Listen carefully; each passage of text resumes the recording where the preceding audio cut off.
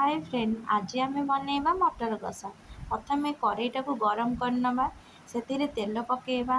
तेल तातिला परे जीरा फुटेबा, से शुखला लंका फुटेबा, भुसुंगा पत्र पकेबा। जेहेतु कार्तिक मास चलुची बिना पियाज रसुण रे प्रथम अदा छेचिकी पकेबा। आपण चाहे रसुण पियाज पकई पारती, किंतु ए कार्तिक मास चलुथिबारु बिना पियाज रसुण रे तैयारी होची। टमाटो पकेब।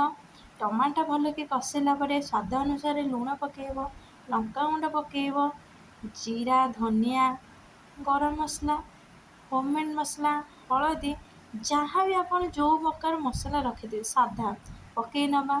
आगुरी सिझेकी रखिथबा आलू ताकू भलरे दरदर कर चकटी नवा। आ सेई मसला रे कषिबाकू लागिबा। आलू प्रथम कषि साइला परे से मटर आगुरी सिझेकी रखिथबा, से मटर ता देहरे पकेबा। भल कि मटर कषैला परे से किछि पानी पकेबा। तरकारी फुटी आसिला परे गरम मसला पकई बंद करनेबे। आमर रेडी हो गला बिना पियाज रसुण मटर तरकारी।